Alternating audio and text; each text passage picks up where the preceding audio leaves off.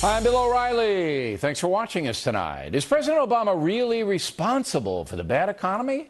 That is the subject of this evening's Talking Points memo.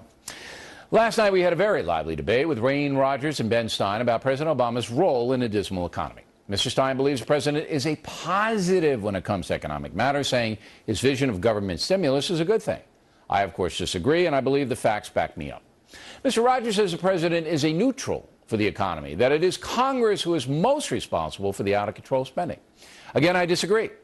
President Obama is the leader of his party, and Democrats control both houses of Congress for the first 2 years of his administration. Clearly, Mr. Obama sets the tone for how the American economy is presented to the world, and the stats are grim. Since Barack Obama took office, the national debt has increased by $4 trillion. That's in just 2.5 years.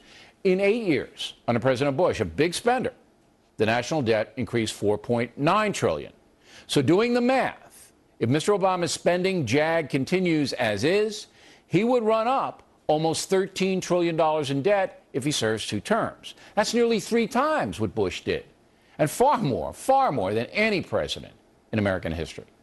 Now, we like Wayne Rogers and Ben Stein. They're smart and honest guys, but they're missing the big picture here. The President of the United States sets the agenda. Mr. Obama's party tried to get out of the recession by spending tax dollars the nation didn't have. Not only did unemployment get worse, but the massive debt is now a crisis. So how on earth can you not hold President Obama accountable? And of course, Americans are, as his poll numbers continue to drop. One big problem Mr. Obama has is selecting bad advisors, and here's a great example of what I'm talking about. The CEO of General Electric, Jeffrey Immelt, was appointed by Mr. Obama to chair the President's Council on Jobs and Competitiveness. As Vice President Biden might say, a big effing deal.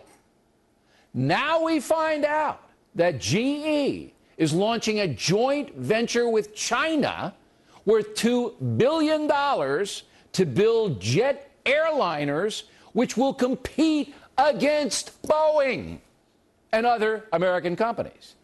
GE says it's, quote, all in on the deal. Proud of it.